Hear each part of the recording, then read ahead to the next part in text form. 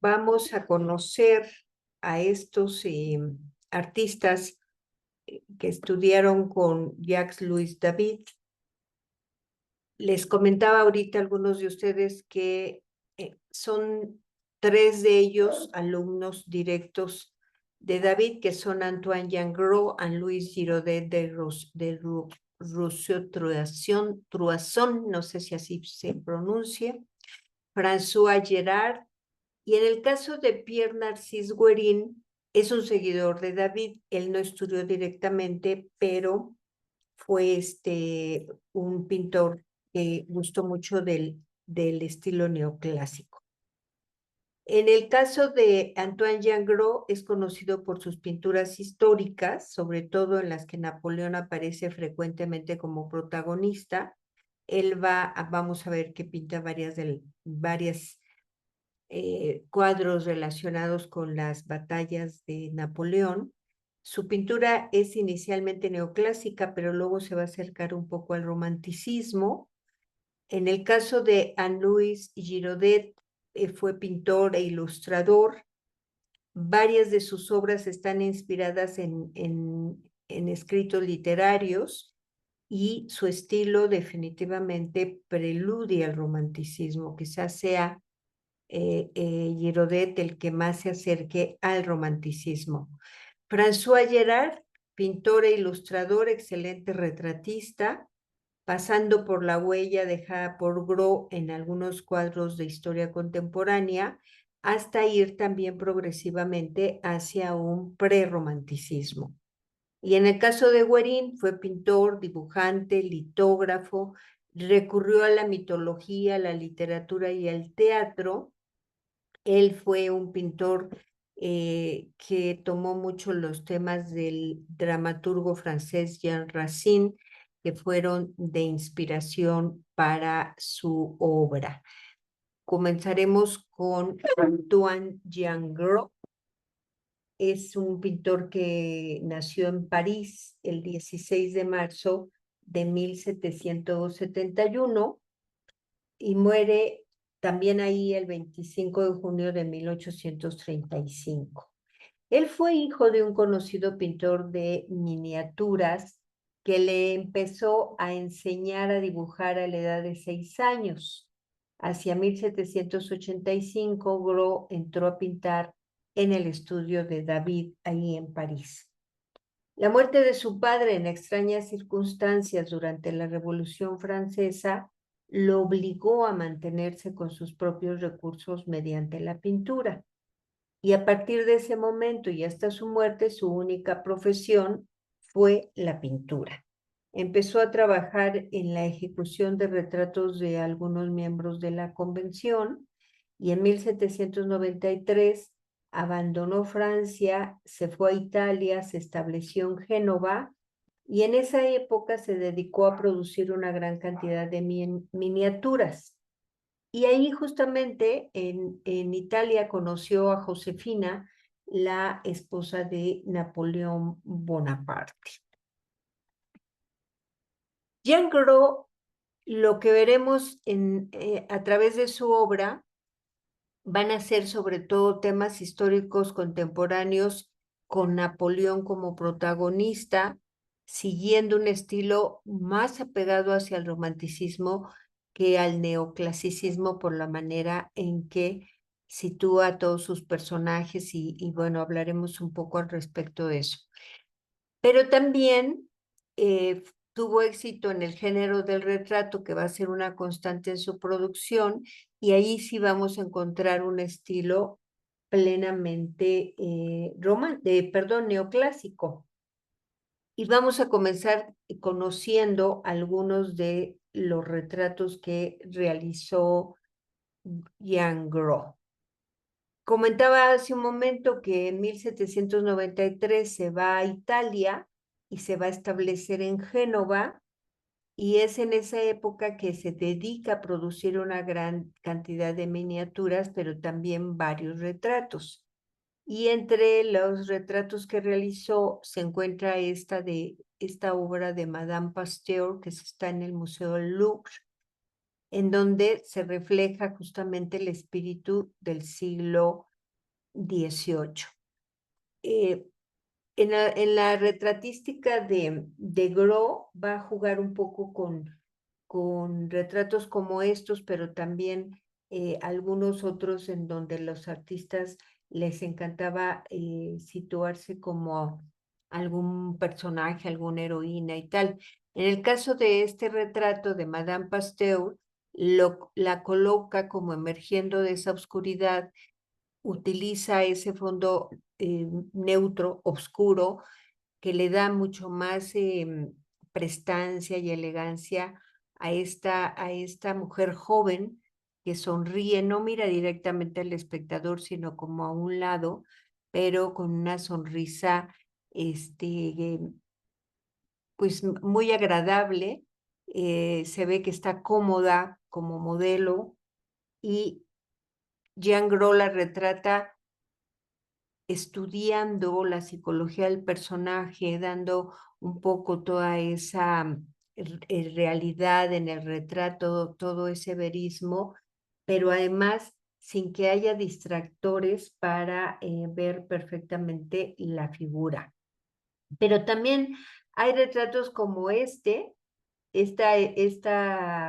persona, Christine Boyer, fue esposa de Lucien Bonaparte, el hermano menor de Napoleón. Y les comentaba que una característica que a veces se encuentra en el retrato neoclásico y que lo utilizaron varios de los pintores de ese movimiento, es ese gusto que tienen las personas retratadas por aparecer en la imagen como si fueran un héroe, una heroína, un personaje clásico, por el tipo de atuendo que llevan, cómo está ambientada la escena, generalmente como si estuviera al aire libre, aunque no se pintaba al aire libre, pero como en este caso, la figura en un primer plano, pero ambientada en este paisaje, y la colocación del personaje, la manera en que es retratada, que recuerda un poco como si fuera una figura clásica mitológica, con ese atuendo también, y así es como nos presenta a la primera esposa del hermano menor de Napoleón, que era Christine Boyer. El cuadro es de gran formato, es de cuerpo entero, casi podremos pensar que es la figura natural, y se encuentra en el Museo del Louvre. Otros retratos que hizo también de Gros fue para algunos personajes que lo buscaban. En este caso, el pianista y compositor francés de origen judío Pierre-Joseph Guillaume Zimmermann, que va a ser retratado por Gros un poco, dando a mostrar que era un músico. Él fue profesor de piano del Conservatorio de París hacia 1816, y entre sus alumnos estuvo, por ejemplo, Georges Bizet. Es decir, era un compositor y era un músico importante de la época. En 1848 fue nombrado inspector de estudios musicales, y él es el que resume su método en la Enciclopedia del Piano, que fue una obra considerada un clásico en ese momento. Lo retrata Jean Gros frente a su teclado, pero tiene una mano puesta en el teclado, pero su cuerpo está dando un giro hacia el espectador, pero de una manera bastante natural, también un poco como sonriendo al espectador, que en este caso era el pintor, y un fondo neutro también. Es este tipo de retratos que son bastante clásicos, en donde no hay ningún distractor de la persona que se encuentra ahí en la obra. Pero en algunos de sus retratos ya encontramos un saborcito romántico, como es el caso de que corresponde al subteniente Charles Legrand, a quien el pintor lo representa de pie, recargado en ese hermoso caballo y con con una postura muy interesante del caballo. La figura gallarda de este joven subteniente portando su uniforme nos remite a un hombre decidido, seguro de sí mismo y al mismo tiempo bastante relajado. Llama la atención su rostro que gira hacia un lado con una mirada reflexiva, como de introspección, muy concentrada en sus pensamientos. Y es este toquecito de no el retrato muy formal, sino más bien más relajado, como más en una introspección, lo que lleva a darle como ese guiño al romanticismo. Antoine-Jean Gros fue uno de los pintores que quizá haya retratado en más ocasiones, sobre todo en lo que a batallas se refiere, pero también algunos retratos de Napoleón. Gracias a Jacques-Louis David, el 15 de noviembre de 1796, Gros se presentó ante el ejército francés cerca de Arcole, justo en ese instante en el que Napoleón Bonaparte colocó la bandera sobre el puente. Y claro que este momento para él fue muy importante, se inspiró tanto que realiza esta obra ese mismo año.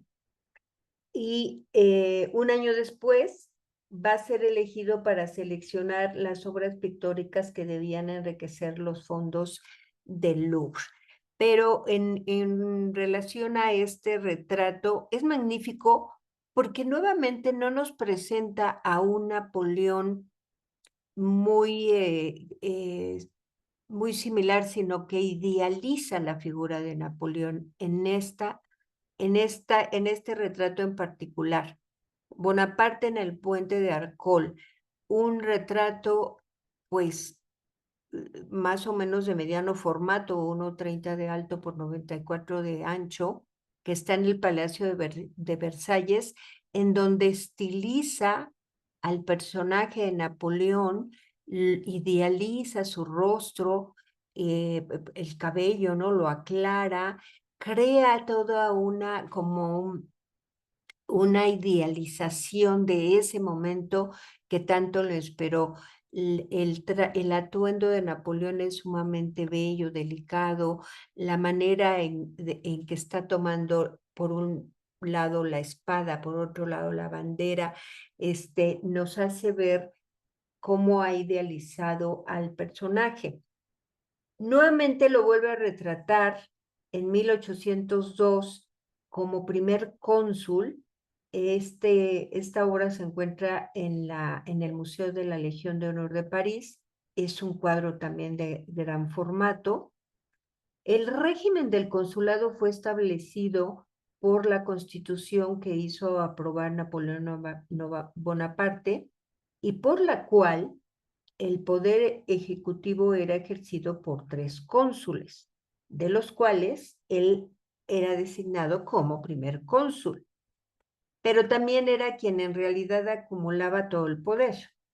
Y Gros lo retrata con esa investidura de cónsul justamente en esta obra. Vean, por ejemplo, la diferencia que hay entre la que acabamos de ver. La otra está totalmente idealizada.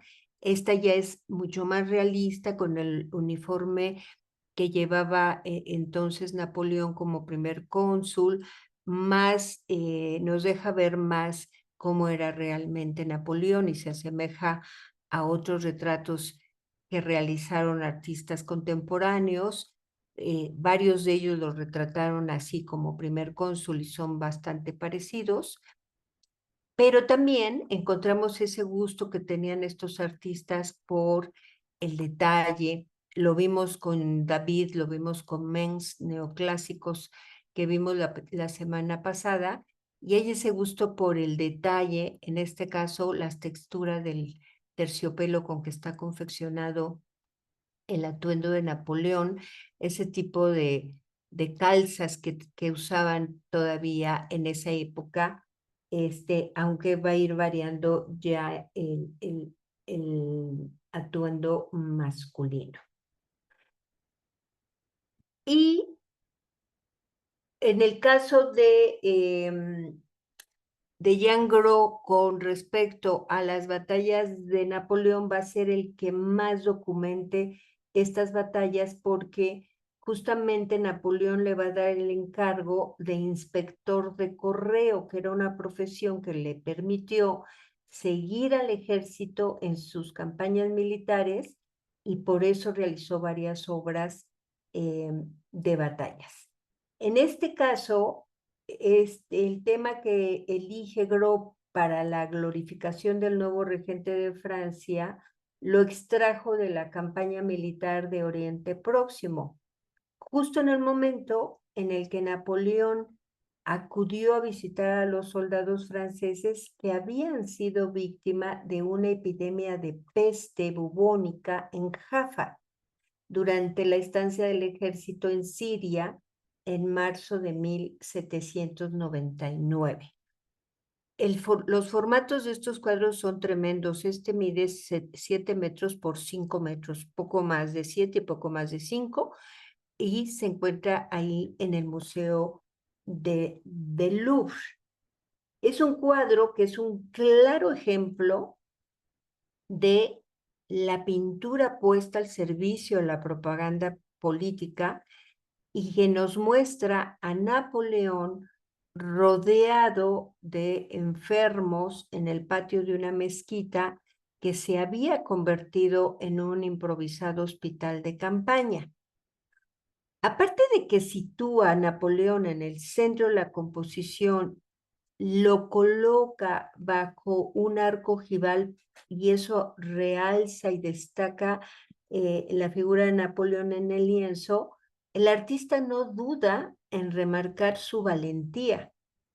Si nos fijamos bien, lo representa palpando el bubón axilar de un enfermo, y vemos que hay un contraste con la actitud de algunos de sus oficiales que lo están acompañando, que en vano intentan apartarlo del contacto con los enfermos para evitar su exposición al contagio.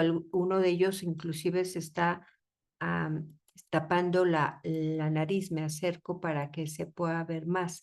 O sea, Napoleón en la parte central, y pero lo que está haciendo Gros es crear una figura muy idealizada de Bonaparte, alguien que está cercano a su ejército, que no le importa en un momento dado contagiarse, sino que se preocupa por sus soldados, y es la idea que quiere transmitir a través de esta obra.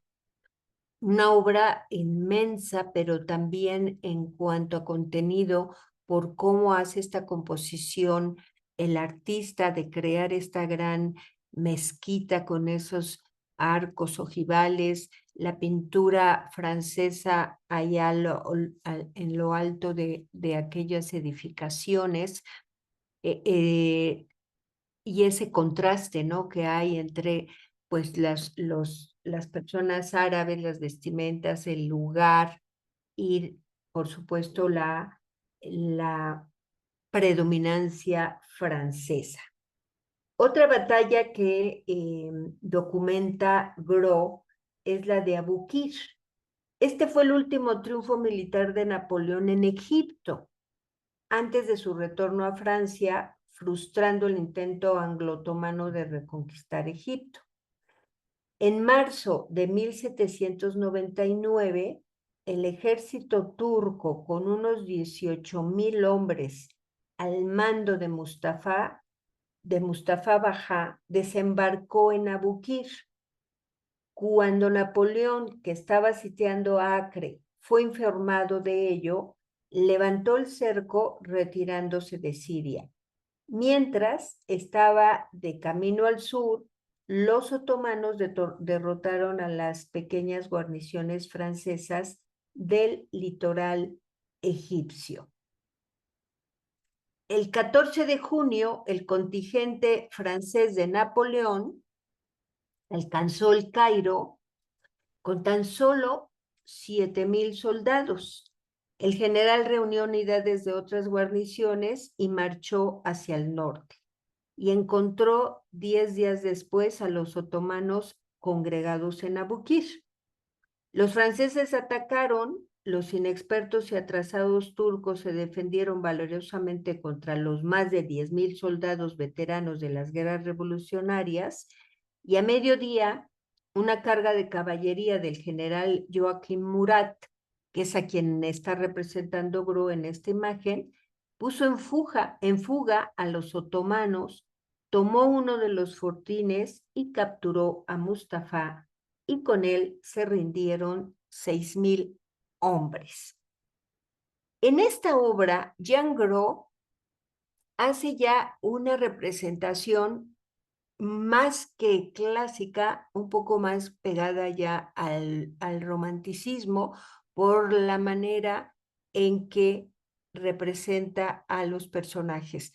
Algunos caídos los representa inclusive desnudos.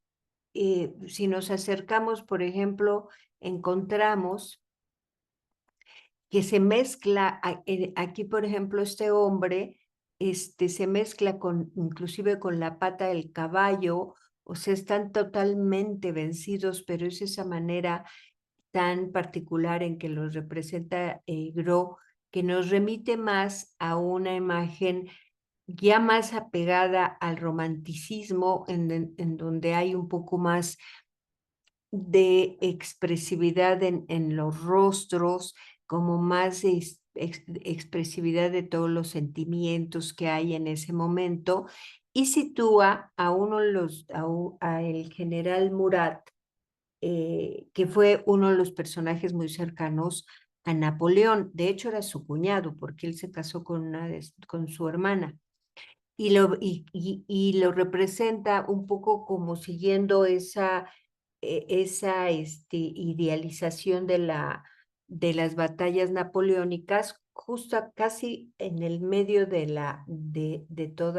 todo este caos en esta batalla de Abukir. Es una obra también de gran formato, casi 10 metros mide de largo por casi 6 de ancho, y la obra se encuentra en el Palacio de Versalles. Una obra más pequeña representa a la batalla de Eylau, es de 1807. Eylau fue la primera prueba seria para la Gran Armada Napoleónica, la cual había demolido literalmente en las dos campañas anteriores los ejércitos de las grandes potencias europeas en la batalla de Austerlitz en Austria de 1805 y la de Jena Austerlitz en Prusia en octubre de 1806. La batalla de Eylau tuvo lugar el 8 de febrero de 1807, el año en que la pinta Gros, y fue un sangriento choque entre las fuerzas de Napoleón y la mayor parte del ejército ruso bajo el mando del general Bennigsen. El ejército ruso sufrió alrededor de 15,000 bajas y el francés entre 20 y 25,000 soldados. Alrededor de las 11 de la noche, el ejército ruso decidió la retirada y los franceses solo la notaron como a las 3 de la madrugada, pero el cansancio les impidió darles alcance. Por lo tanto, Napoleón se quedó sin el gusto de derribar al ejército ruso. Napoleón Bonaparte escribió el 12 de febrero de 1807 esto en relación a esta batalla. Un padre que pierde a sus hijos no encuentra ningún encanto en la victoria. Cuando el corazón habla, la gloria ya no ofrece ilusión alguna. Es un cuadro de menor formato que está en el Museo del Louvre y que igualmente cuenta esa batalla sangrienta y así lo transmite el artista al espectador en un sitio difícil también, Rusia, en diciembre, bueno, no en diciembre, sino en febrero, pero me refiero a un invierno, imaginen esos inviernos crudos rusos con nieve, o sea, con unas condiciones tremendas en las que no encontraron la victoria en el caso de los franceses. Hubo otra batalla que se dio en 1810 que se conoce como la batalla de las pirámides, que tuvo como fecha el 21 de julio de 1798. Gros hace el cuadro en 1810. Y tuvo esta batalla, se dio entre el ejército francés en Egipto bajo las órdenes de Bonaparte y las fuerzas locales mamelucas, que eran esclavos de origen turco. Y el enfrentamiento se produjo por la ambición de Napoleón de conquistar y dominar los territorios de Oriente Medio. Tras la batalla, Francia se apoderó del Cairo y el Bajo Egipto. Después de oír las noticias de la derrota de su legendaria caballería, el ejército mameluco del Cairo se dispersó a Siria para reorganizarse y contraatacar, pero no tuvieron éxito. Y esta batalla significó el fin de 700 años de mandato mameluco en Egipto. A pesar de este gran comienzo, la posterior intervención del almirante británico Horatio Nelson, 10 días después, acabó con las esperanzas de Bonaparte de dominar Oriente Medio. Y igualmente vemos esa manera tan particular de Gros de representar y poner nuevamente a Napoleón justo en el centro de la composición, en donde vemos que en número son mucho mayores en cuanto a los mamelucos, que están totalmente derrotados y que los representa en un primer plano, pero realmente hay muy pocos representantes y con ello dar esa sensación de victoria por parte de los franceses. En octubre de 1808, Napoleón se puso al frente de un ejército para recuperar el dominio sobre España. Tras tomar Burgos y vencer en Somosierra, hizo una entrada triunfal en Madrid. Y la imagen que nos presenta Gros es mostrarnos a Napoleón en Chamartín recibiendo a los delegados de la Junta de Defensa de Madrid para rendir la ciudad. Estas últimas obras de Gros, tanto la de las pirámides como esta de la recapitulación, de la capitulación de Madrid, no fueron muy bien recibidas por la crítica, como que no fueron del gusto de la academia, que como comentábamos la semana pasada, era donde se presentaban las obras y pues no fue del gusto, no, ya no llamó tanto la atención este artista. En 1816, cuando Jacques-Louis David se va a su exilio en Bruselas, le confía su taller a Antoine-Jean Gros, así como a sus alumnos, y lo exhortó a asumir la dirección de la escuela neoclásica, que entonces ya estaba en decadencia. Como comentamos, el neoclasicismo realmente duró poco tiempo. Sin embargo, este encargo no se ajustó ni al talento ni al temperamento de Gros. Sus intentos sin espíritu de pintar la historia clásica le trajeron muchas críticas que no fueron muy gratas para él. Además, tenía muy mala salud, se sentía muy infeliz, sobre todo en su matrimonio, y muy desesperado por todo esto que le estaba sucediendo, se suicidó. Se ahogó en una rama poco profunda del Sena en Meudon el 25 de junio de 1835. Este es un autorretrato de 1795, en donde sí vemos a la personalidad del pintor, pues sí, un poco nostálgica, triste, quizá está mostrándonos ese carácter depresivo que probablemente tenía Jean Gros. Sin embargo, debemos reconocer que tuvo unos cuadros realmente fascinantes. Uno de los alumnos más talentosos de David, sin duda alguna, fue Henri Giraudet de Rousseau-Trilson. Él nació en Montargis, en Francia, el 5 de enero de 1767. Murió en París el 9 de diciembre de 1824. Él perdió a sus padres a temprana edad y el cuidado de su herencia y educación correspondieron a su tutor Emetriosón, cuyo apellido el artista tomará en 1812. Comenzó a estudiar arquitectura y ejerció una carrera militar.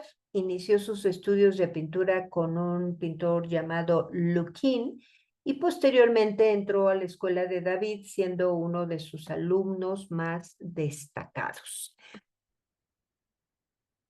Con Giraudet ya vamos a empezar a ver que su estilo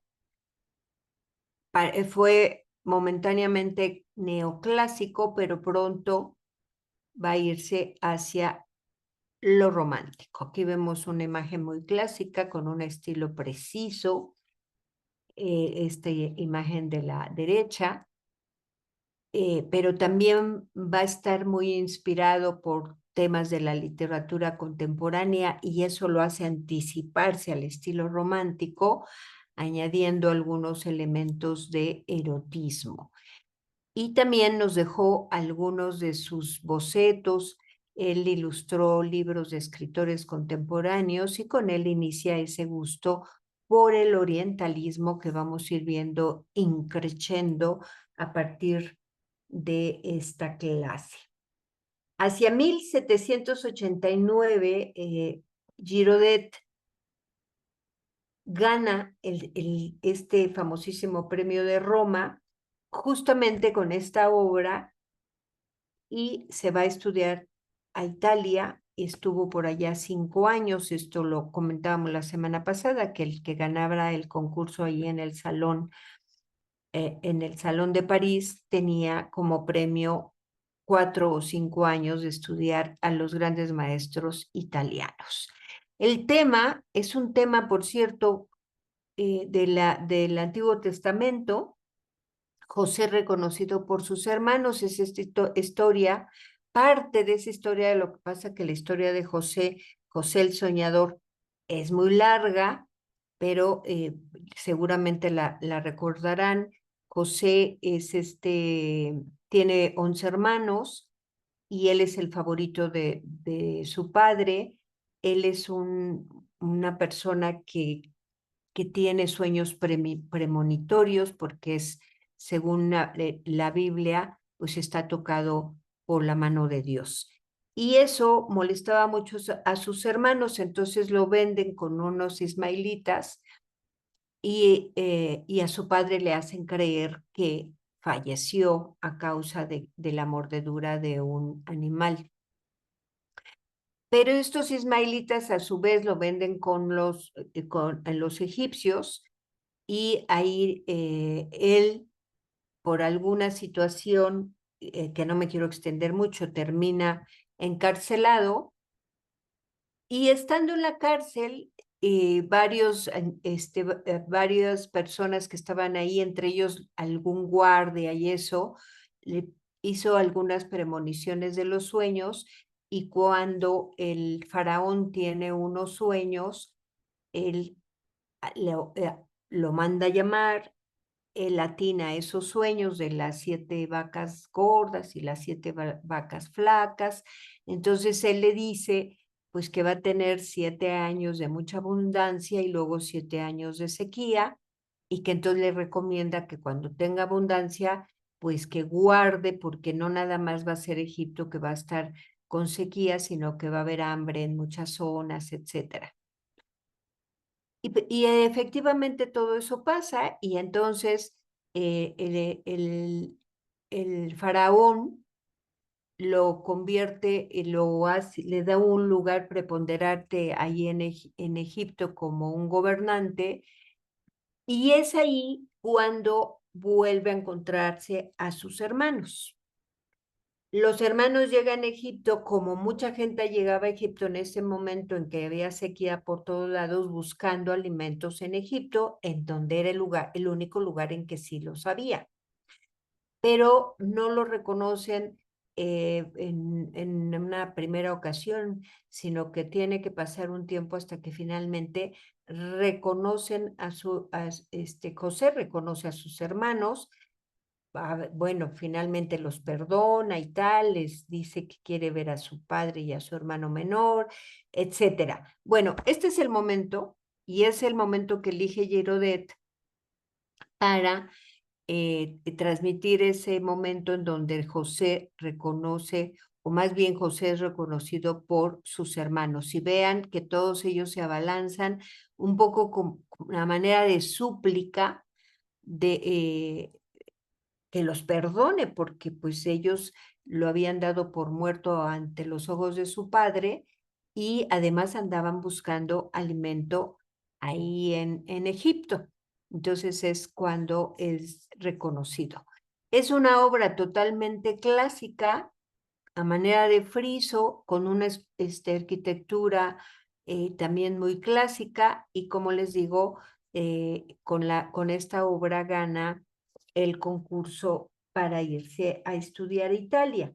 Y estando en Roma, pinta esta obra también muy clásica, en la que se representa una historia apócrifa de Hipócrates, que se muestra incorruptible ante los regalos que le hace el rey persa Artajerjes, que era enemigo de Grecia, y que está acudiendo a él para solicitar su ayuda para curar a sus tropas que estaban siendo diezmadas por una epidemia. Hipócrates, que es la figura que vemos estirando el brazo, él está sentado, es la única figura que está sentada. Sabemos que él es una figura central de la medicina griega en el siglo V antes de Cristo, y entre sus diversas contribuciones figuran el famoso juramento hipocrático, el primer intento de separación de la medicina de la fenomenología mágico-religiosa y la descripción del horizonte natural de la enfermedad. Pero se niega, y bueno, también se dice que este momento fue muy criticado por a Hipócrates, de que haya rechazado ayudar a estos, a estos persas.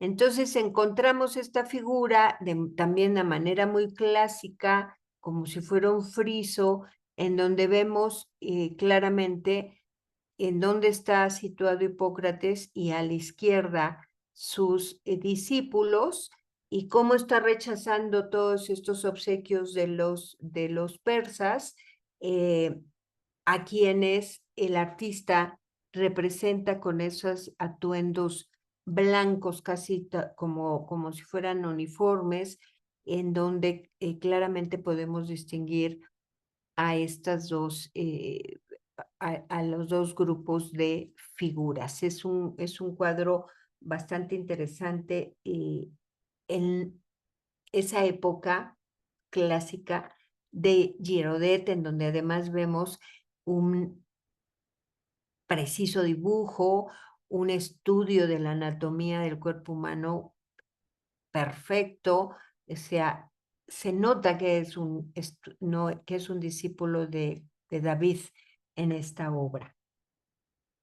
Pero también hizo en Roma esta otra obra, un poco más hacia lo romántico, basada en la mitología griega, que fue muy alabada en el Salón de 1792. Endimión era hijo de Etlio y Cálice y condujo a los eolios de Tesalia a Élide, convirtiéndose en su rey.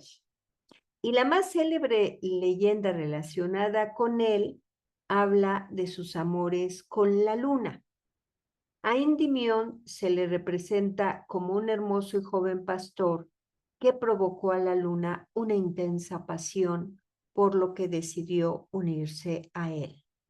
La luna le pidió a Júpiter que concediera un deseo a Endimión. Tal era su enamoramiento.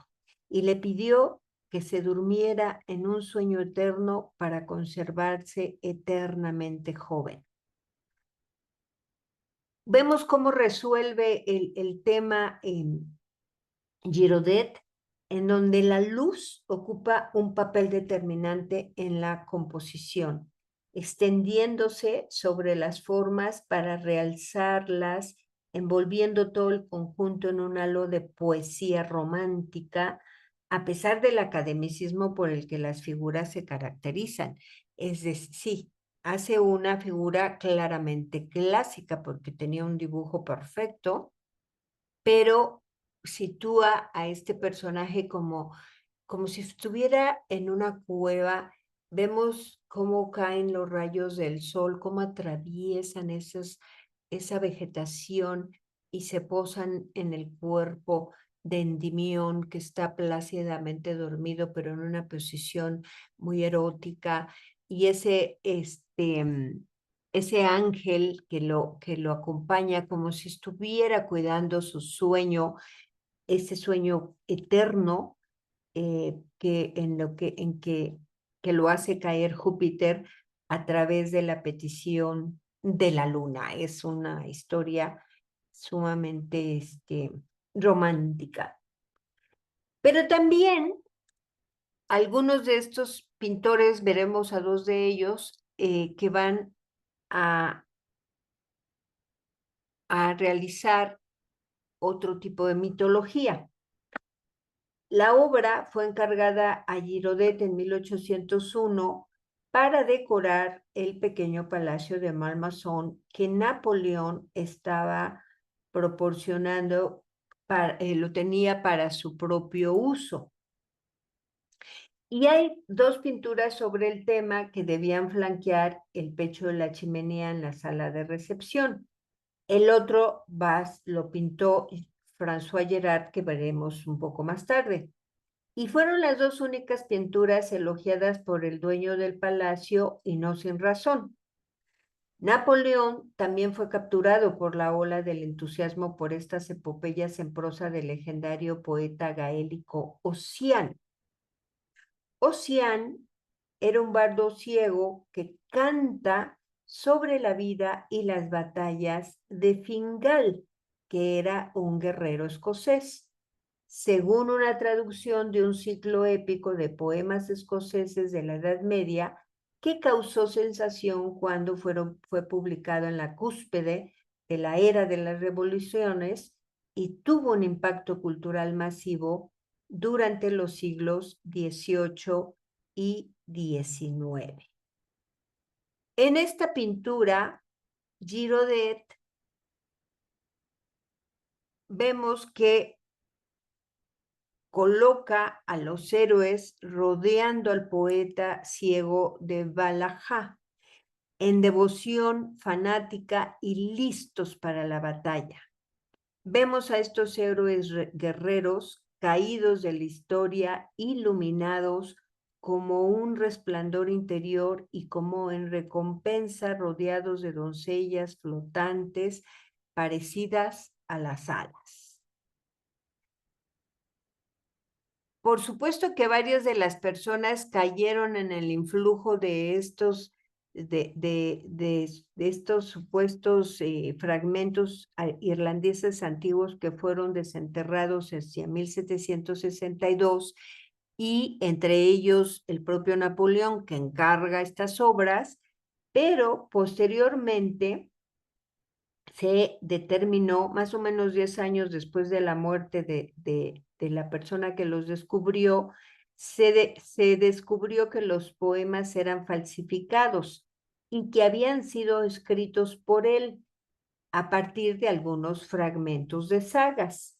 El creador de los fragmentos irlandeses antiguos fue el escocés James Macpherson, y él se imagina toda esta historia y hace una falsificación perfecta que durante 10 años se la creyeron algunos personajes, entre ellos el propio Napoleón, que mandó a hacer estas obras, y después se descubrió que eran falsificados, aunque cabe decir que para algunos todavía son verídicos. Entonces hay esas dos posiciones.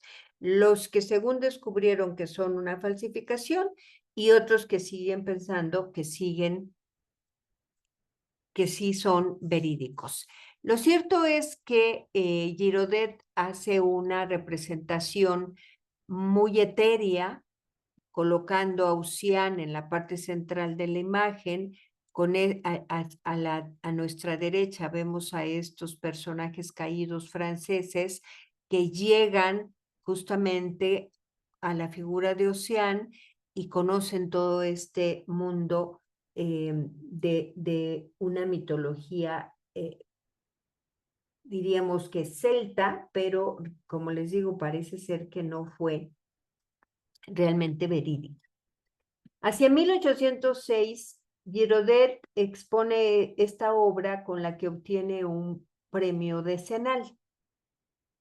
Es una magnífica obra, una magnífica versión actualizada del diluvio descrito en la Biblia, donde Dios envía una gran inundación para limpiar la tierra de su maldad. En la composición, el artista se centra exclusivamente en las personas que luchan por sobrevivir en medio del caos de la inundación, y le otorga a la escena una gran tensión dramática a través de la desesperación y la angustia expresada por los personajes. Aunque sigue siendo fiel a los principios del arte neoclásico, como esa precisión en el dibujo, esa claridad en la composición, introduce elementos que anticipan el estilo romántico, como ese contraste entre la oscuridad de la tormenta y la luz que se filtra a través de las nubes, con lo cual crea una sensación de trascendencia y espiritualidad. Es una imagen estrujante que nos ofrece Girodet, totalmente diferente a cualquiera que hayamos visto de una escena del diluvio.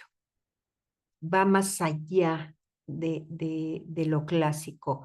Ya aquí podríamos decir que tiene ya un pie puesto en el romanticismo con esta obra, y también con esta otra de los funerales de Atala, porque si la anterior tuvo un gran éxito, bueno, pues este también tuvo muy buena crítica.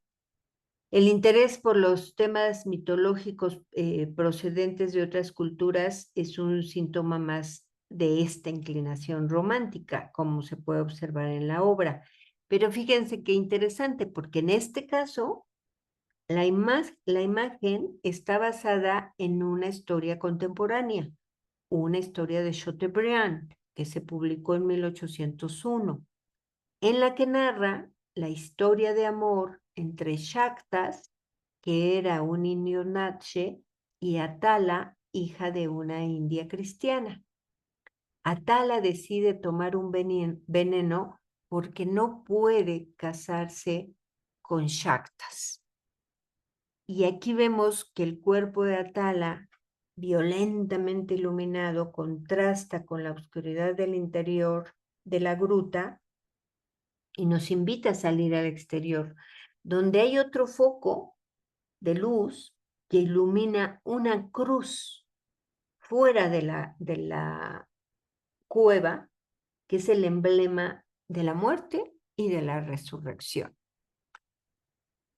La está sosteniendo por un lado un monje por la vestimenta que trae y del otro lado la abraza con un amor tremendo Chactas, que es Indionache. Bueno, pues es una historia de amor, es el Romeo y Julieta de Chateaubriand, y que Girodet recrea con unas figuras en un claroscuro, con unas figuras sumamente románticas. En cuanto a algunos de los retratos que realizó Girodet, bueno, pues también en algunos de ellos vamos a encontrarnos con un sabor romántico, y un ejemplo es este que realiza al hijo del doctor Triosson, al único hijo que tuvo. Este doctor Triosson, que se hizo cargo de su formación, de su educación, y que luego adoptó justamente este apellido, adoptó el apellido en 1809. El joven que vemos aquí se encuentra en un espacio reducido. El artista lo muestra recargado en el respaldo de unas sillas, perdón, dirigiendo su mirada hacia la fuente de luz. Pudiera ser una ventana. Sostiene un libro con una de sus manos, mientras la otra la tiene como apoyando su cabeza. Y también encontramos que ahí está apoyado en el asiento de una silla, en donde está un violín. Y el violín tiene las cuerdas rotas. Además de que por ahí también vamos a encontrar, miren, aquí vemos el violín con las cuerdas rotas y una mariposa que está ahí posada en el respaldo de la silla. El joven mirando hacia afuera. ¿Qué o quién ocupa los pensamientos de este joven con esa mirada melancólica? ¿Por qué están rotas las cuerdas del violín? ¿Y qué significado tiene esa mariposa que está ahí en el respaldo de la silla? Son algunas de las preguntas que nos hacemos cuando miramos este retrato, pero que la respuesta podría estar en varios motivos, pero que nos lleva un poco a esa idea del romanticismo. Pero en otras ocasiones, sus retratos son más neoclásicos. Son encargados por la aristocracia del momento, y entonces se atiene más a este estilo aprendido de su maestro. Hortense, a quien vemos aquí retratada, fue la hijastra de Napoleón. A través de su matrimonio con el hermano de Napoleón, Luis Napoleón, se convierte en la reina de Holanda en 1806. Pero este matrimonio no tuvo un éxito y Hortense pensó que Holanda era solo un país frío y sombrío y prefirió vivir con sus hijos en París, en la corte, y ahí fue retratada por Girodet, un retrato totalmente clásico que nos muestra un poco la moda de la aristocracia del momento, ese corte imperio que se puso de moda en esa época, con un fondo totalmente neutro. Ahí a lo lejos se alcanza a ver un árbol, un paisajito que ambienta el retrato de esta joven Hortense, que mira directamente al espectador. La obra está en el Rijksmuseum en Ámsterdam. Siguiendo el estilo romántico, retrata a François René de Chateaubriand el autor de esa obra que vimos de Atala. Él fue un autor francés, representante de la reacción contra las ideas de la Revolución Francesa y la figura más conspicua de la literatura francesa durante el Primer Imperio. Hay un aire de intensa introspección en el retrato que Girodet pintó de él, que vemos aquí, meditando sobre las ruinas de Roma. En el aire todavía italiano, el cabello de Chateaubriand está barrido por el viento. Napoleón dijo con picardía que el retrato parecía el de un conspirador que había bajado por una chimenea. Eso comentó Napoleón cuando vio el retrato. Y bueno, pareciera como que el viento mueve su cabello, insinuando las tormentas y pasiones que habían azotado su creación más conocida. Chateaubriand escribió René, que era un autorretrato ficticio en 1802 en Londres. Y quizá a partir de ahí le hace Girodet este magnífico retrato. Aquí ya empieza la moda diferente, vean, es una moda en donde ya se empieza a usar esos conjuntos de 3 piezas, trajes sastres de 3 piezas.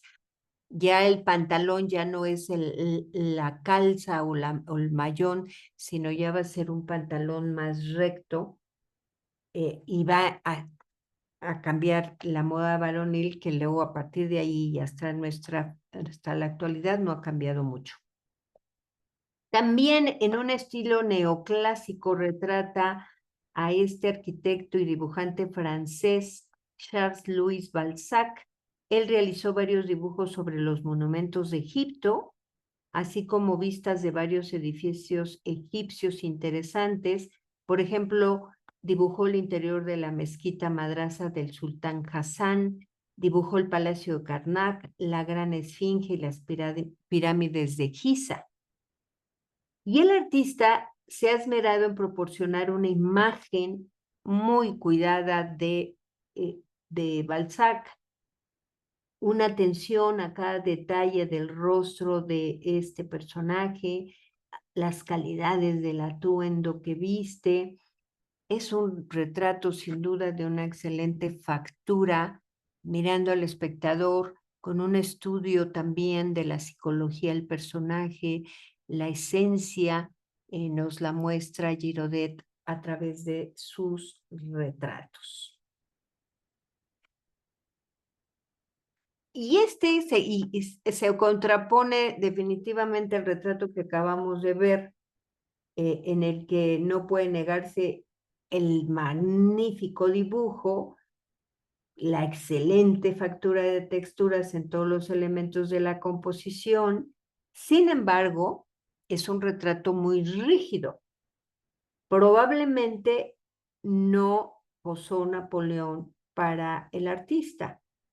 No hay expresividad en el rostro de Napoleón. En general encontramos que es un cuadro muy frío en ese sentido de que aquí no alcanzamos a ver esa esencia que vemos en otros retratos, aunque también hay que considerar que se trata de un retrato oficial del emperador.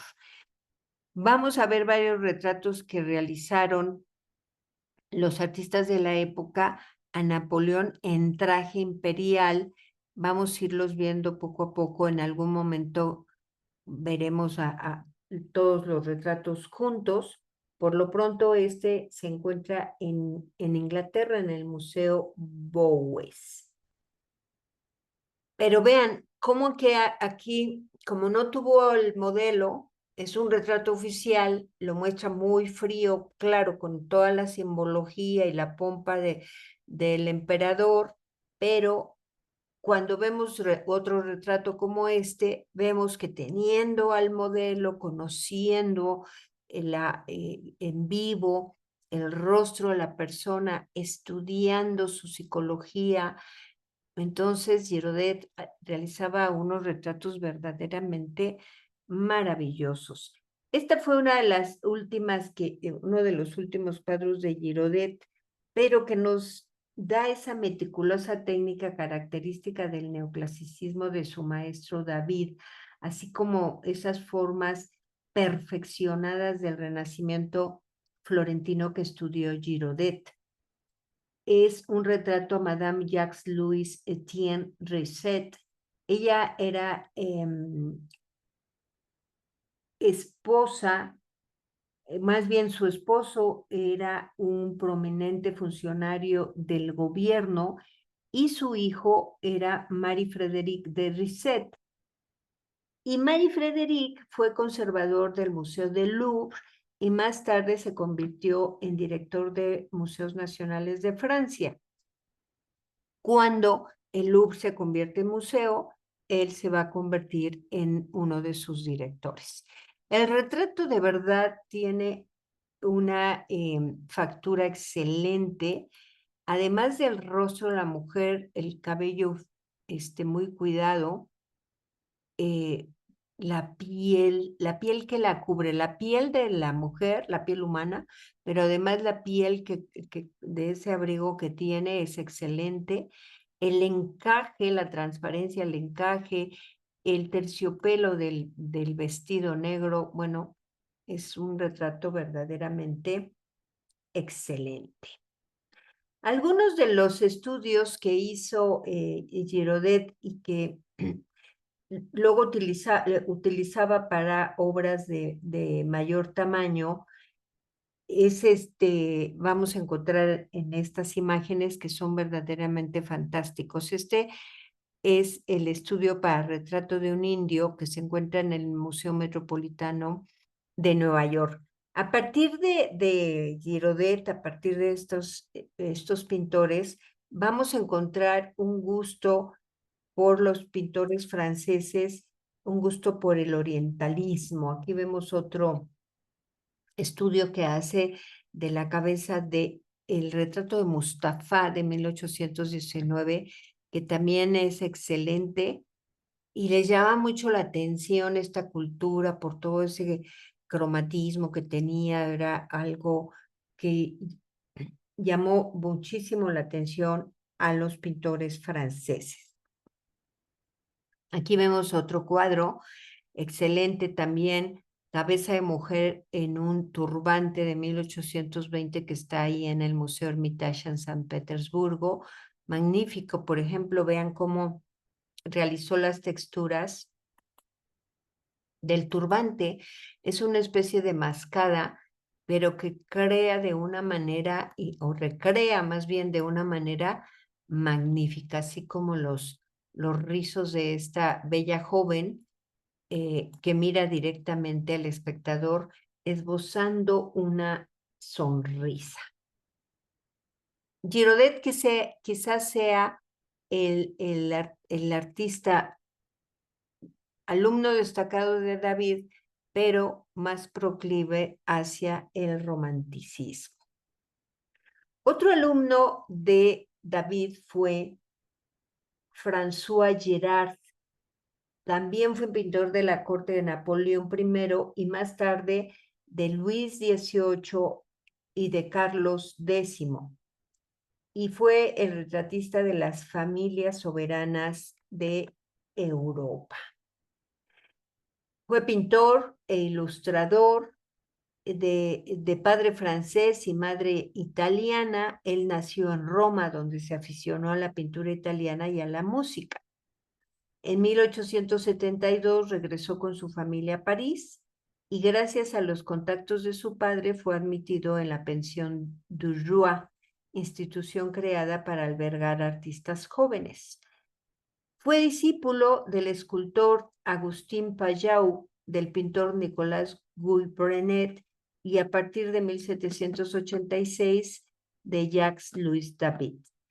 En 1789 compitió por el premio de Roma, quedando segundo. El que lo ganó fue precisamente Girodet, que acabamos de ver. El estilo de Gérard va a ser neoclásico, con algunos toques de romanticismo en algunas obras. También va a realizar imágenes de propaganda napoleónica, va a tener una espontaneidad en el género del retrato. El retrato de Gerard es magnífico porque crea un retrato mucho más relajado, más espontáneo, que llama mucho la atención. Y también va a abordar la temática mitológica.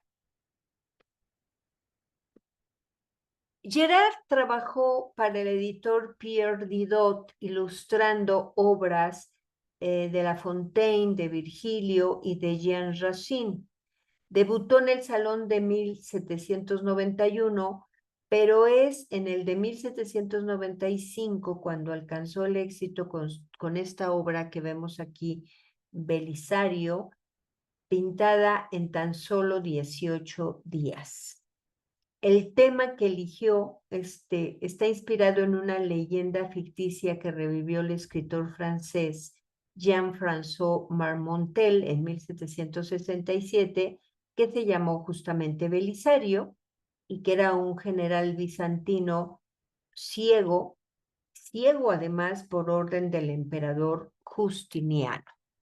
Y aquí vemos a Belisario. Esta obra se encuentra en Argentina y va caminando y va cargando probablemente a su hijo. Es una figura monumental, así como nos la ofrece Gerard, porque está en un primerísimo plano, muy cerca al espectador, en donde vemos todo ese trabajo maravilloso que hace de dibujo, una pintura clásica, ambientada como si fuera al aire libre, pero claro, está ambientada en un paisaje, pero todavía no se trabajaba al aire libre. Es una pintura hecha en atelier. Sin embargo, hay esa puesta de sol magnífica que crea Gerard en esta obra. Un año después de que realiza Belisario, su fama se va a consolidar como retratista cuando expone en el Salón de 1796 este retrato de Jean-Baptiste Isabel, que era un pintor de miniaturas y que aparece con su hermanita. A partir de entonces, el artista compaginó los numerosos encargos que tenía de retratos con pinturas de temática ya sea histórica, mitológica o alegórica. Y es esto que les digo, en este retrato de gran formato que está ahí en el Museo del Louvre, es tamaño natural prácticamente, vemos es un retrato totalmente diferente, mucho más naturalista, más espontáneo, más fresco, podríamos decir. Está este hombre que pareciera que está saliendo de su casa. Ahí vemos al perro que está muy puesto ahí en la escalera, y vemos que bajando la escalera está la puerta abierta hacia lo que sería la calle o el jardín, no lo sabemos, pero un retrato muy inmediato, muy fresco que nos ofrece Gerard. Pero no nada más en casos como este, seguramente Baptiste era su amigo. También pintó a la propia Josefina, pero también de una manera bastante natural. Y es que a partir de 1800, Napoleón le encargó una serie de retratos oficiales y pinturas de historia contemporánea, y se confirmó como uno de los pintores más apreciados del momento, posición que logró mantener inclusive después de la restauración monárquica. Y su éxito lo corroboran los innumerables premios y cargos que ostentó, entre los que cabe destacar el del primer pintor de la emperatriz Josefina, que le dieron en 1806, también de profesor y miembro de la Escuela de Bellas Artes de París entre 1811 y 1812, y el primer pintor de Luis XVIII en 1817. Quien además le concedió el título de barón. Es barón François Gerard. Asimismo, formó parte de la mayoría de las academias de Europa. En su estilo podemos apreciar esa evolución desde una primera etapa marcada por la influencia de su maestro David, pasando por la huella dejada por Gros en algunos cuadros de historia contemporánea, hasta ir progresivamente hacia un prerromanticismo presente en el tratamiento de los gestos y de los sentimientos de sus personajes. En el caso del retrato que vemos aquí que le hace a Josefina Bonaparte, pues es clásico, pero a la vez es un retrato muy fresco, muy espontáneo, no está en una posición como veríamos a cualquier emperatriz de otra época, sino como muy relajada en una pequeña sala con una vista hacia el jardín. Tanto la imagen de Josefina como toda esa recreación de texturas de los muebles es realmente magnífica. Y también, por supuesto, que pintó a Napoleón como primer cónsul. Está este cuadro que le hace Gerard, un Napoleón también muy cercano,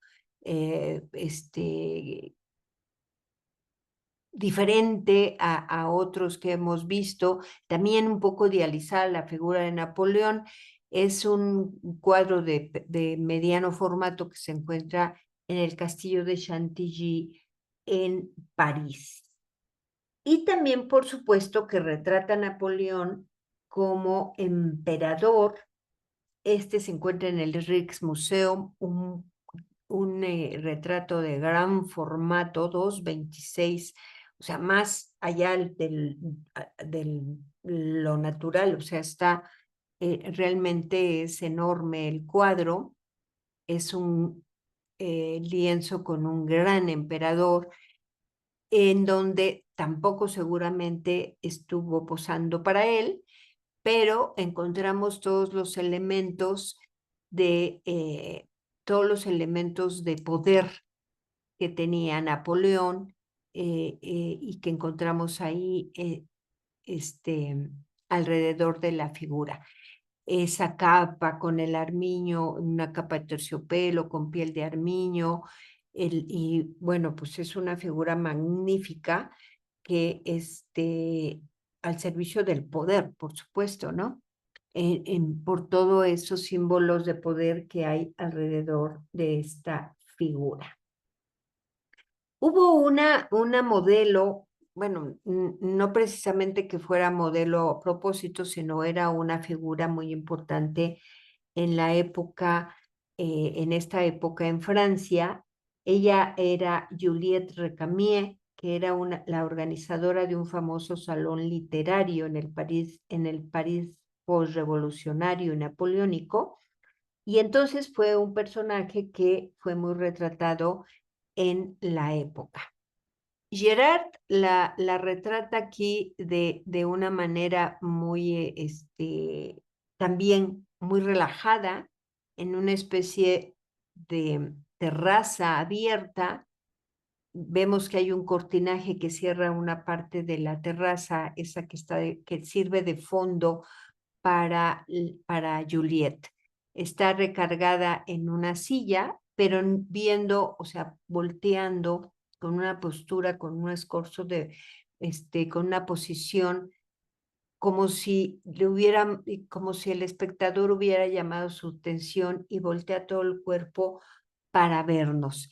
Es un retrato magnífico, pero también David ya la había retratado algún tiempo antes, 3 años antes, en 1800, David la retrató de una manera mucho más clásica. En este sillón, que por cierto tiene el nombre de Recamier por esta obra que le hizo David. Ese sillón obviamente que no se llamaba así, era un sillón francés, que curiosamente, fíjense, estos sillones o este tipo de obra encontraron algunas imágenes se dice que había en algunos, empezaron a encontrar frescos ahí en Pompeya, que tenían muebles parecidos y que fueron tomados por los franceses y se convirtieron en muebles muy cotizados y que en la actualidad son muebles vintage. Bueno, pues este mueblecillo que estaba muy de moda en la época tiene ahora el nombre de Recamier por esta obra que le hizo David a Juliette Recamier. Vemos aquí los diferentes estilos, aun cuando fue su alumno, y es un poco clásico, vemos ya como que más naturalidad en la postura del personaje, un ambiente más relajado, en fin, que son los diferentes estilos de cada uno de los pintores. Y también Gerard pintó algunas de las batallas. Caracterizó, por ejemplo, la batalla de Austerlitz, que también se conoció como la batalla de los 3 emperadores, que se enfrentó el 2 de diciembre de 1805. El ejército francés, que estaba comandado por Napoleón, contra las fuerzas combinadas ruso-austríacas del zar ruso Alejandro I y el emperador austriaco Francisco I en el contexto de las guerras napoleónicas. Y fue una de las mayores victorias de Napoleón porque el primer imperio francés aplastó definitivamente la tercera coalición tras casi 9 horas de difícil combate. Esta batalla es considerada una obra maestra táctica de Napoleón. Sabemos que Napoleón era un estratega militar fabuloso y esta batalla se destaca por ser una de las, como una obra maestra táctica en ese sentido. Es una obra también muy grande, casi 10 metros de largo por 5 de ancho, en donde nos muestra de una manera bastante contenida, muy clásica, muy al estilo clásico de David, podríamos decir, a esta representación de la batalla con una figura muy idealizada de Napoleón que vemos a nuestra derecha y que es siendo el vencedor de la batalla. Y como habíamos visto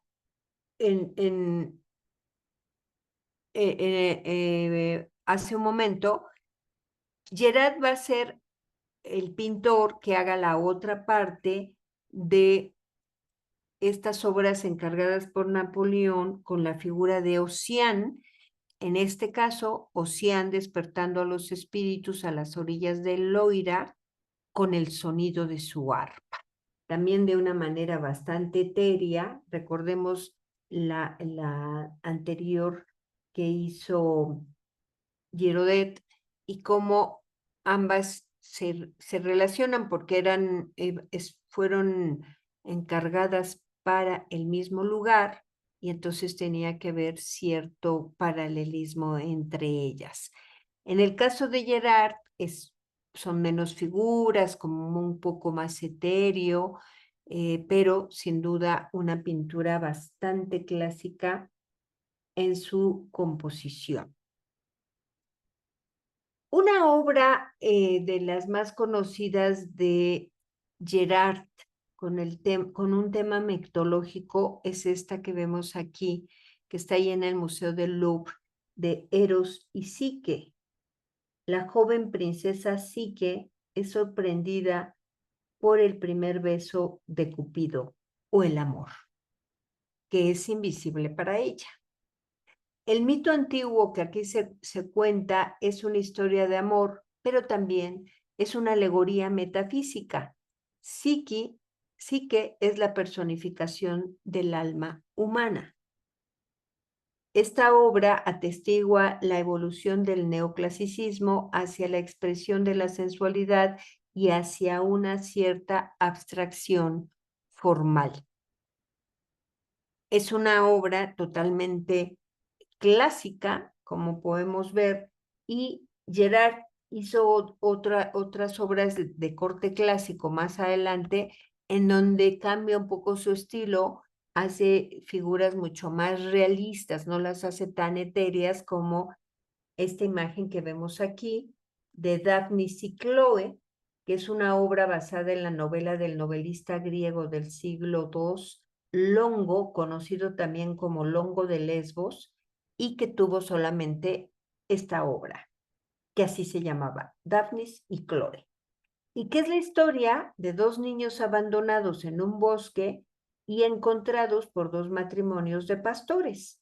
Los protagonistas crecen juntos y desarrollan un fuerte vínculo de amistad, compartiendo las labores de pastoreo que sus familias les asignan. Al llegar a la pubertad, descubren juntos el amor y el erotismo, casándose finalmente tras muchas aventuras. Bueno, no sé si ustedes recordarán, hubo una película hace algunos años que se llamó La Laguna Azul. Bueno, pues está tomada justamente de esta novela de Daphnis y Chloe. Vamos a finalizar nuestro recorrido del día de hoy conociendo a Pierre Narcisse Guérin. Es pintor, dibujante y litógrafo francés. Debido a sus dotes para el dibujo, su padre lo inscribió tempranamente en 1785 en la Academia Real de Pintura y Escultura de París, que es nada más y nada menos que donde era el Museo del Louvre. Y fue discípulo de Nicolas Guy-Brenet y Jean-Baptiste Renoir, quien influiría de manera decisiva en su estilo de contornos definidos y en la temática de sus obras. Él fue un gran admirador de dos pintores franceses, uno barroco, Nicolas Poussin, y por supuesto de Jacques-Louis David, pero también está muy influenciado por la antigüedad clásica y recurrió a la mitología, a la literatura, al teatro, fundamentalmente a las obras del dramaturgo francés Jean Racine, como fuentes de inspiración para sus pinturas. En 1795 debutó en el Salón de París y en esta primera etapa de su carrera su estilo se caracterizó por el dramatismo de los temas, resueltos con composiciones violentas, muy expresivas en gestos y actitudes de los personajes. En 1797 ganó el primer Gran Premio de Roma, pero debido a los desórdenes políticos decidió retrasar su viaje hasta 1801 y permaneció en la Academia de Francia en Roma 4 años, tiempo que aprovechó para visitar Nápoles y las ruinas de Pompeya y Herculano. Esta obra trata un tema de ficción histórica, que es el regreso de un tal Marco VI que había sido desterrado por el dictador romano Sila. Sin embargo, la obra esconde una metáfora acerca del exilio de los franceses moderados durante el gobierno de Robespierre y de su regreso bajo el periodo de Thermidor. Y de ahí que tome esta escena el tema del regreso de Marco VI. Es una obra, si bien dentro del estilo clásico hay una muy parecido al tipo de obra que hacía David, en donde encontramos cierto dramatismo, cierta tensión dramática, pero muy contenida en los personajes. Los personajes están idealizados. Y Guérin va a ser, curiosamente, el más clásico de todos los pintores que veremos el día de hoy, sin haber sido discípulo directo de David, pero es el que va como que a llevar en su obra, no se va a ir por el romanticismo, sino que toda su obra está dentro del periodo neoclásico y su estilo también. Cuando regresa a París después de haber hecho ese viaje a Italia en 1801, realizó alguna obra ensalzando la figura de Napoleón, pero siguió practicando la pintura mitológica o de historia con un tratamiento bastante teatral. En esta obra nos presenta a Napoleón Bonaparte perdonando a los rebeldes en el Cairo. Napoleón había mostrado clemencia a los líderes mamelucos en el levantamiento de 1798, solo después de la matanza de la mayoría de los insurgentes. Guerin pule sutilmente el mito de Napoleón, coloca a su héroe en la retaguardia y más bien un poco como que vean que está un poquito en lo alto, pero no es ese gran Napoleón, no idealiza la figura de Napoleón como si lo hicieron algunos otros pintores. Está del otro lado, a nuestra derecha, todos estos personajes a quienes ha perdonado en una especie de modestia invertida. O sea, como que los está perdonando, pero al mismo tiempo ellos no se ven como muy contentos. O sea, se ve que hay ahí una imagen dura por parte de los mamelucos. Si a los rebeldes se les permite la dignidad en la derrota, es para enfatizar la magnanimidad del vencedor. No es que ellos estén muy contentos, pero es un poco que así han sido perdonados por Napoleón. Y los crea todo este conjunto de personas en medio de una arboleda. Es una imagen muy cuidada, muy limpia, muy clásica. Todos los personajes están muy idealizados, las posturas, todos estos elementos que siguen el neoclasicismo. Este retrato es conmemorativo de este personaje Henry de la Roque-Jacqueline y fue pintado en 1817 por Guerin, formando parte de una serie de héroes antirrepublicanos. Fueron unos cuadros que le encargó Luis XVIII para el castillo de Saint-Cloud. Estamos ya en 1816, 1817, cuando ya Napoleón había terminado el imperio, ya estaba en el exilio. Este apuesto general a horcajadas sobre una barricada con la bandera blanca, los Borbones detrás de él y la Orden del Sagrado Corazón clavada en su pecho, fue arrancado de la historia temprana de la resistencia realista como un contrapeso deliberado a los íconos republicanos, tanto de David como de Gros. Es decir, es esta época posterior a la escuela a David y sus discípulos, en donde estaba muy idealizada toda la revolución napoleónica y la figura de Napoleón y sus batallas. En cuanto a alguna de la mitología en la producción de Guerin, encontramos cuadros como este que representa a Safo de Mitilene, también se conoce como Safo de Lesbos o simplemente Safo. Fue una poetisa griega de la época arcaica. Más tarde, los comentaristas griegos la incluyeron en la lista de los 9 poetas líricos y Platón la catalogó como la 10ª musa.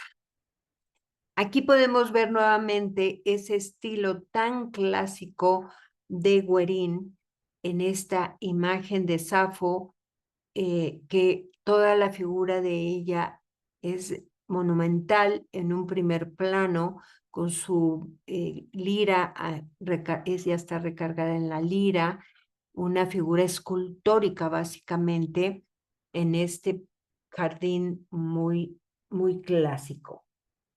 Siguiendo un poco más el estilo del último David, encontramos esta obra que realiza Guerín de Aurora y Céfalo hacia 1810.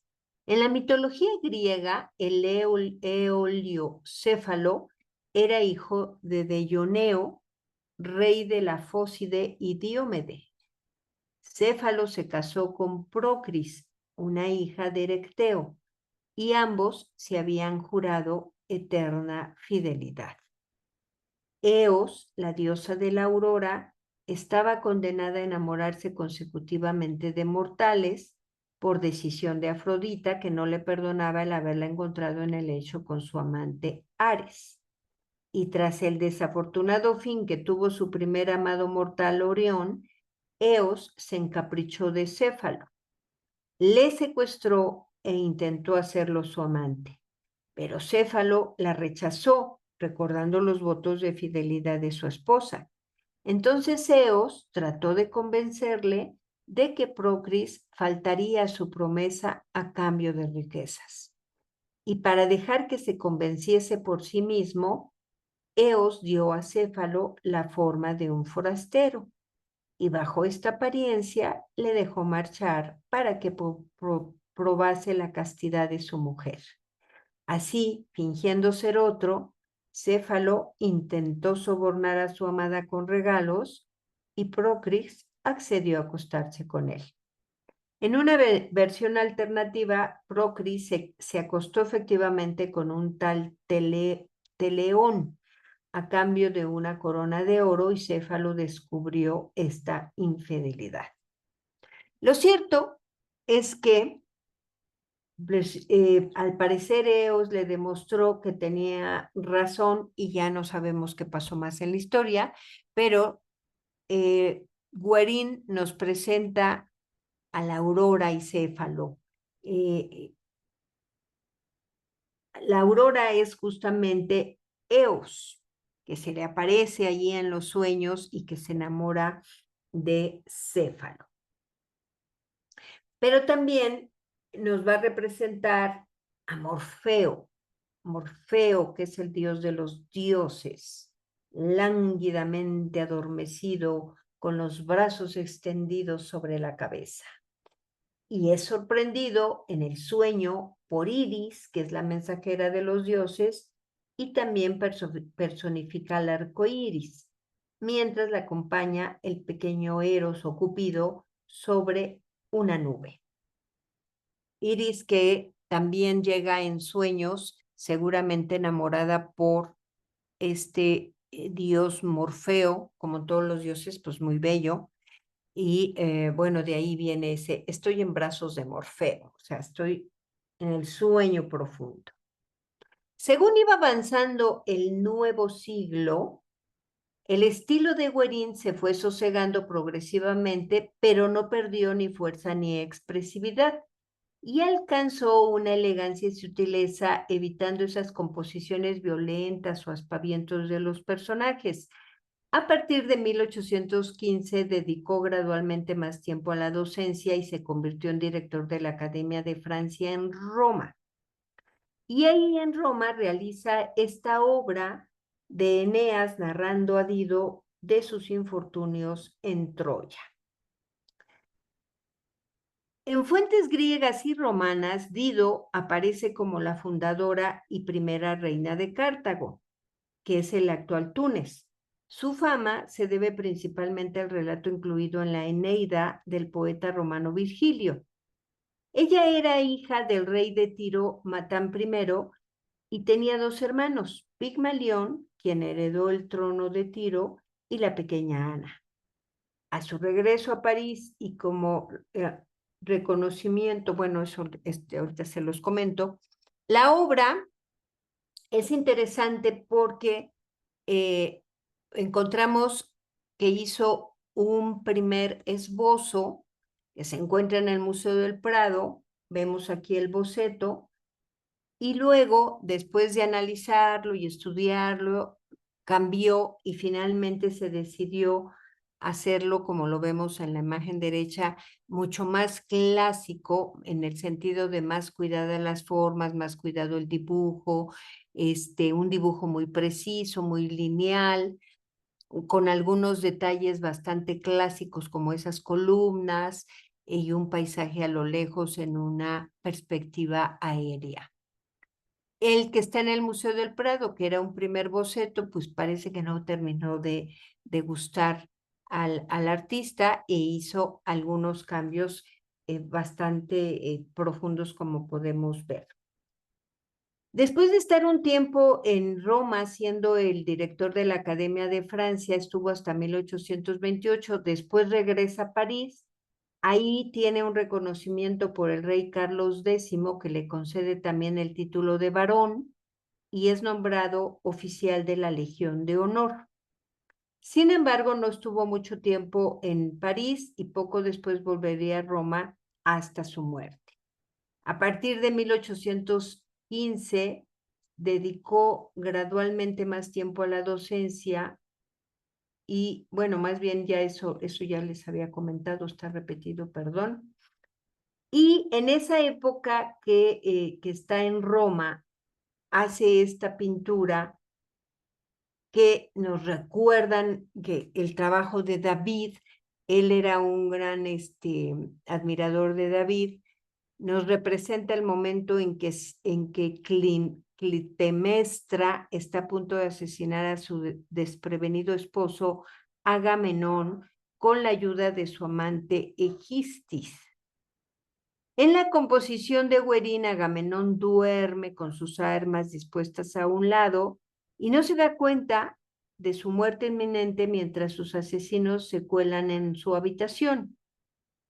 La paleta que emplea Guerín es muy, muy cálida, con un naranja quemado, con un carmesí que resalta la cortina parcialmente dibujada y que brilla con la luz de las velas que están en el interior.